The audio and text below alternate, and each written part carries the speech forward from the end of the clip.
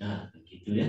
Ini Bu Dokter, mungkin sebelum kita ke Aulia, ini dokter saya ingin bertanya ini sedikit Bu Dokter, apabila ini di rumah misalnya dokter ada tetangga atau ada teman saya misalnya kena sama percikan korek api misalnya Bu Dokter, dan matanya merah Bu Dokter. Ini tadi kan kita sudah tahu langkah-langkah yang harus kita lakukan. Tapi misalnya jauh sekali misalnya Bu Dokter, kira-kira obat apa yang harus kita berikan, dokter? Atau apakah langsung kita bawa atau gimana? Terima kasih Mas Andan. Jadi mungkin tadi belum ada gambarnya ya. Kalau percikan korek ini memang masuknya adalah luka bakar. Ya. Jadi pada prinsipnya luka bakar adalah turunkan suhu. Jadi sama. Jadi diirigasi dengan air bersih mengalir 15 sampai 20 menit untuk menurunkan suhu yang sudah terkena ke permukaan matanya gitu ya. Yang paling sering tuh kalau luka bakar tuh kembang api, itu juga sering tuh kalau main kembang api ada sampai rontok bulu matanya ya ada aja ya. Kembang api, korek mungkin lagi nyalain gitu ya. Kemudian las itu juga panasnya itu bisa sampai membuat kayak luka bakar gitu pada mata. Pada prinsipnya ada yang dilakukan adalah menurunkan suhu, jadi dialiri pakai air mengalir itu tadi. Kemudian kalau mau ke IGD jauh gitu ya. Nah, untuk cedera mata yang harus diperhatikan kegawatannya adalah pertama memang ada luka tadi ya, ada terlihat kita memang lihat ada luka gitu ya, berdarah gitu ya, itu pasti udah nggak boleh ditunda, itu mau jauh mau dekat berangkat gitu ya. Cuman kalau seandainya ini jauh banget, observasinya apa yang diobservasi? Pertama adalah penglihatan. Ada nggak penurunan penglihatan? Kalau seandainya kok jadi kabur, ya harus berangkat. Ya. Kalau misalnya tidak terlihat ada luka, fungsi penglihatan baik, setelah ditunjuk enakan, boleh diobservasi besoknya baru berangkat ke dokter gitu untuk periksa. Boleh. Tapi kalau ada luka terbuka, ada penurunan penglihatan, ada nyeri luar biasa, tidak boleh ditunda, harus langsung pergi. Ya, oke. Terima kasih Bu Dokter atas penjelasan yang sudah diberikan. Jadi intinya kalau dia bisa dibilas atau dengan air, berarti kita harus diam di rumah gitu Bu Dokter ya. Atau nanti kalau memang dia berat, tadi seperti ada goresan atau luka bakar, harus segera kita bawa. Ya, jadi misalnya kena korek tapi terus kelihatan di sininya melepuh gitu merah gitu ya. Harus iya berarti luas karena berarti derajat luka bakarnya tinggi gitu. Tergantung dari kondisinya. Mungkin ada dari audiens atau ini yang ada mau bertanya, silahkan diisi kolom chatnya atau mungkin mau langsung bertanya.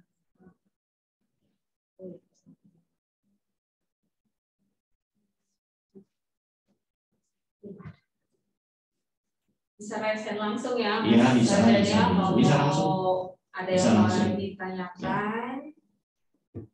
Silakan bagi audiens yang ingin bertanya, silakan bisa langsung di kolom pertanyaan.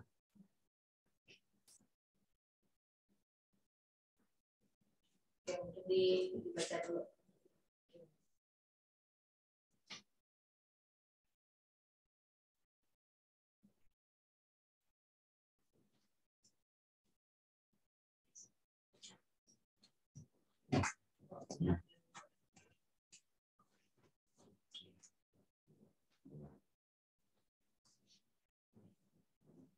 Ini ada pertanyaan dari saudara Ezar ya di rawat inap atau Mosketo Universitas Mataram. Pertanyaannya adalah sebagai berikut.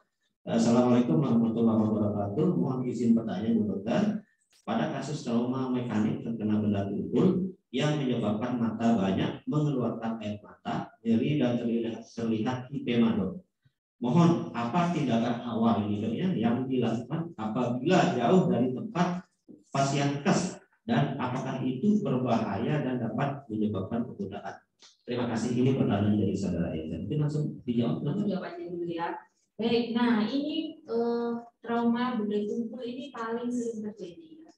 habis olahraga, habis badminton, kena shuttlecock atau pukul itu akan menyebabkan cedera yang namanya hemiplegia. Hemiplegia itu apa? Perdarahan di bilik mata depan mata. Nah, bahaya nggak? Ya, bahaya banget gitu ya. Bahkan bisa sampai menimbulkan kebutaan.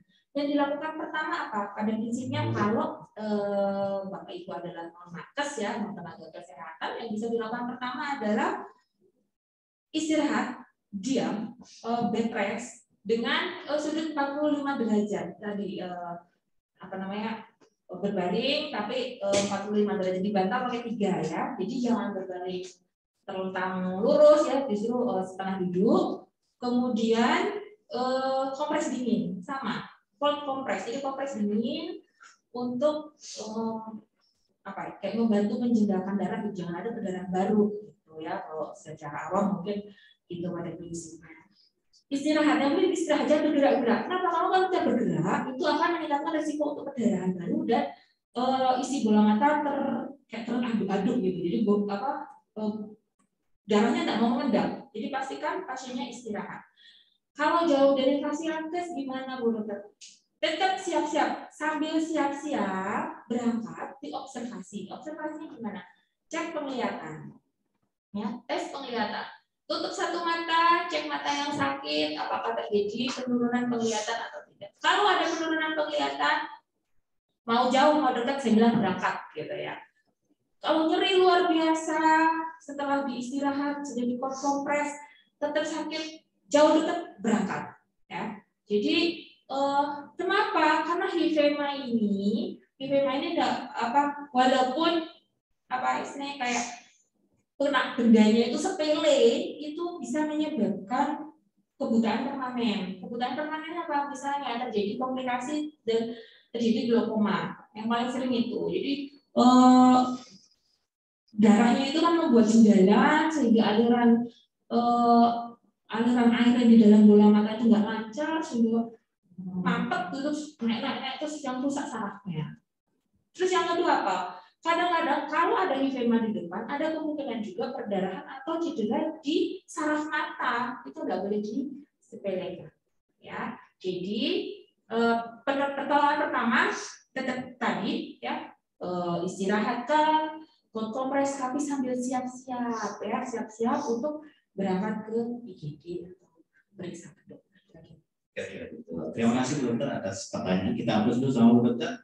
Ya, sekian tadi Mas Eza, pertanyaannya sudah dijawab sama Bu Dokter. Mungkin bisa dipahami nanti kalau memang ada keluarga yang menderita seperti itu, nanti bisa dipraktekkan apa tadi yang dijelaskan oleh Bu Dokter ya. Pertanyaan selanjutnya Bu Dokter dari saudari Adiawa dan Bu Dokter ya. Izin pertanyaan Dok, bagaimana bila anak-anak yang lagi bermain terus matanya terbentur akan tetapi orang tua belum tahu ada cedera mata sehingga belum bisa memberikan pertolongan pertama pada saat itu.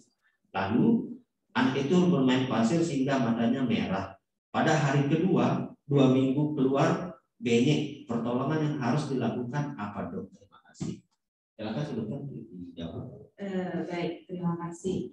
Jadi pertolongan pertama itu ya dilakukan pertama ketika tahu ya, namanya pertama tahu kita maunya apa.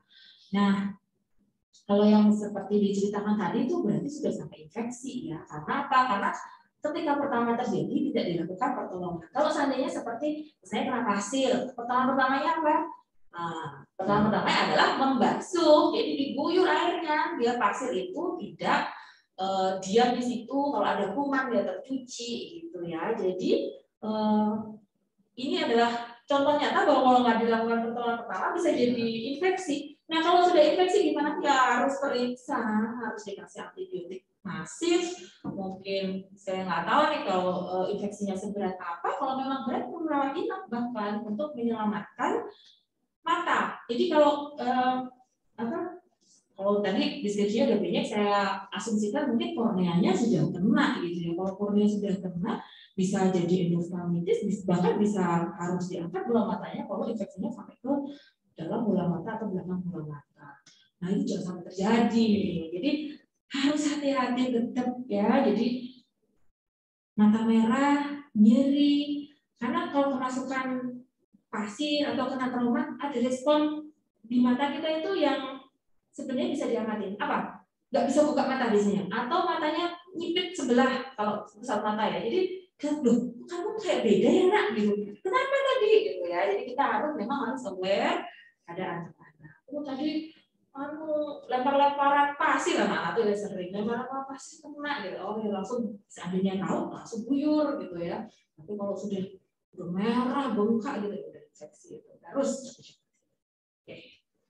Ya demikian dari Mbak Anindya mungkin yang bisa kita dapat dari penjelasannya Bu Dokter. Kalau sudah ada merah seperti itu mungkin bisa langsung dibawa ke dokter ya. Atau mungkin ini sebagai pelajaran untuk kita, untuk ibu-ibu ini kalau ada nanti anak-anaknya yang main pasir gitu tuh ya, misalnya nanti aduh oh ini mata saya kelilipan sama pasir, mungkin segera dilihat dokter ya, mungkin bisa langsung diguyur pakai air. Ada lagi yang ingin bertanya?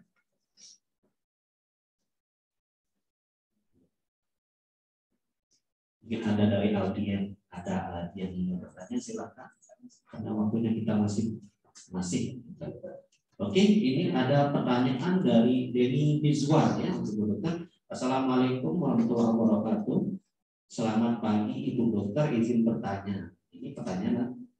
Ketika kelilipan mata oleh debu halus di jalan raya dan menyebabkan mata merah hingga berhari-hari, apakah itu termasuk dalam kategori berbahaya yang harus ditangani oleh dokter atau langkah-langkah ringan bisa disembuhkan?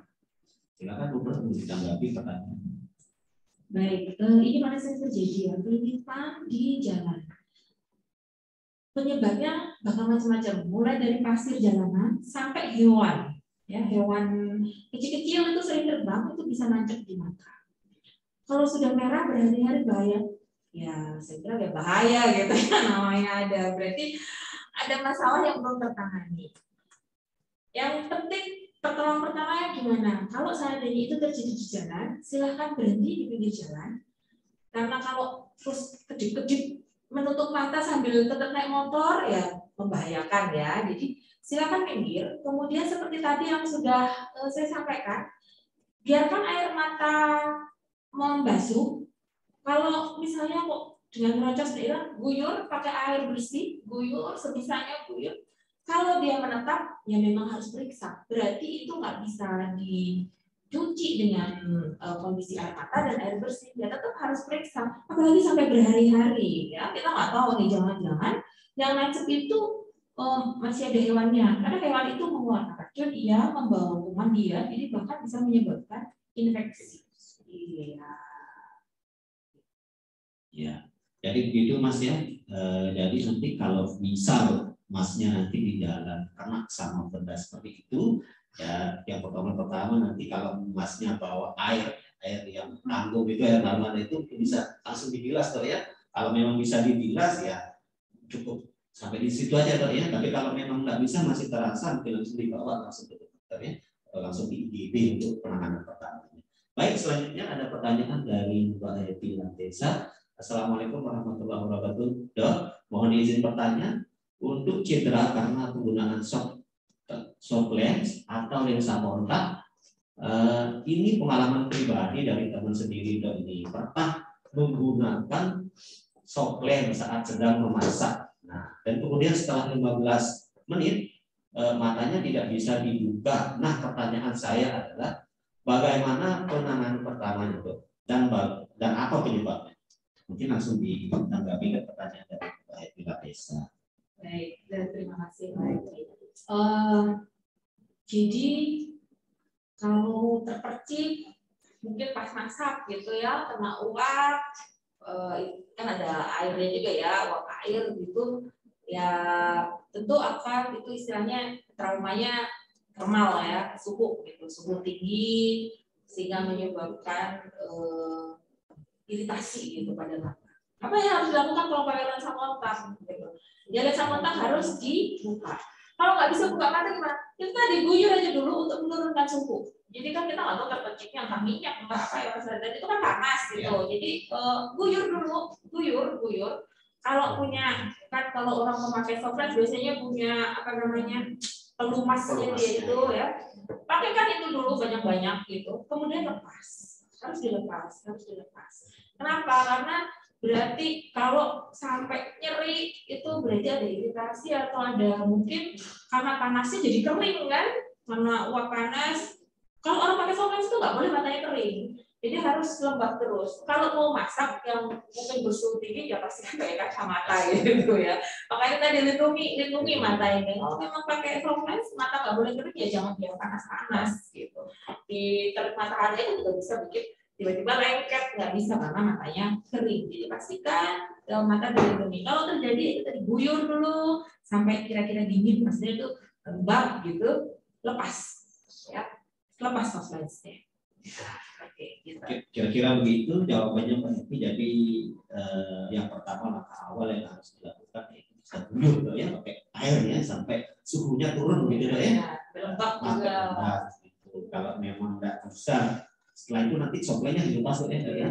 Kalau memang nanti ada lagi atau ada merah, nanti bisa langsung dibawa ke dokter ya. Ya. Mungkin selanjutnya pertanyaan dari Khairus Petrian ya. Ini udah pertanyaannya, izin pertanyaan, Dok. Tadi disampaikan untuk sebisa mungkin tidak mengucek mata pada saat masuk, sesuai seperti debu atau mata gatal, tapi saya agak sulit tidak mengucek mata sehingga kadang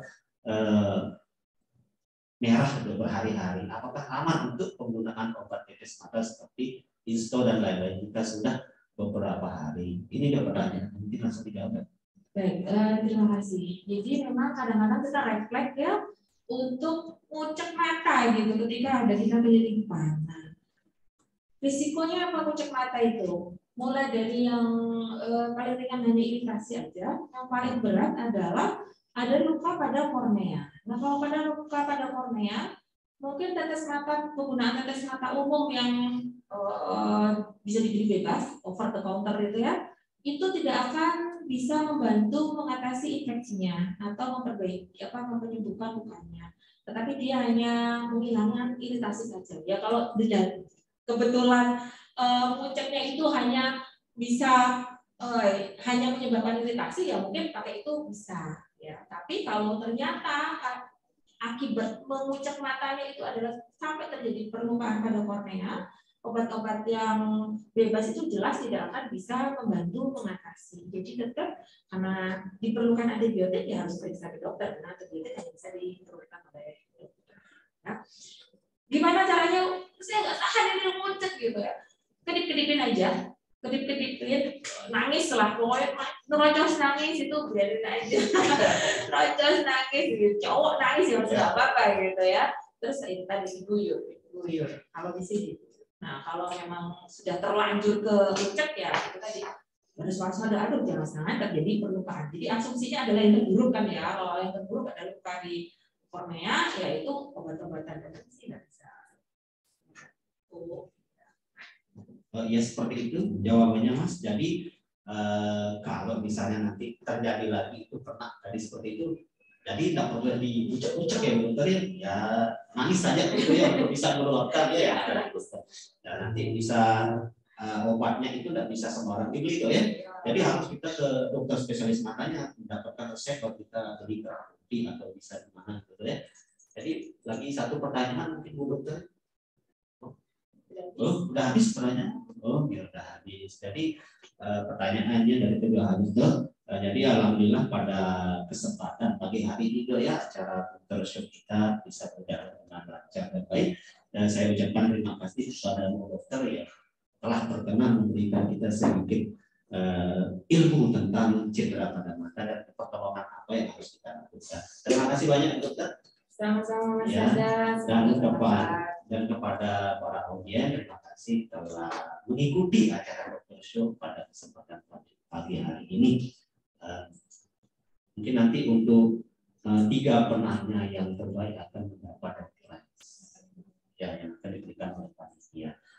Terima kasih. Mungkin Dokter Show pada kesempatan pagi hari ini saya tutup. Mungkin tadi ada kata-kata yang salah atau kurang berkenan dalam acara pada pagi hari ini. Saya sebagai moderator minta maaf dan minta maaf yang sebesar-besarnya. Akhirnya acara pada pagi hari ini saya tutup dengan Alhamdulillah. Sekian dan terima kasih. Assalamualaikum warahmatullahi wabarakatuh. Waalaikumsalam. Terus kan kita Terima kasih.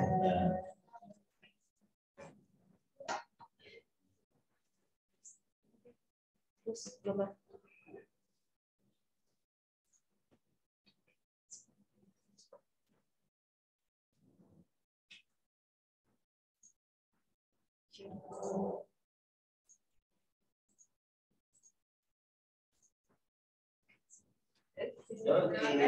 Dari pusat dalam Rumah Sakit Universitas atau Rumah Sakit Putra untuk memberikan pelayanan kesehatan bagi masyarakat Indonesia, khususnya masyarakat Nusa Tenggara Timur.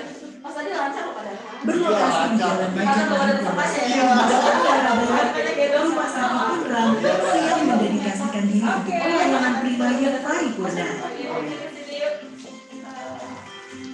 Ini kayak kameranya dimatiin deh. Enggak, ini kan yang masukin. Oh gitu.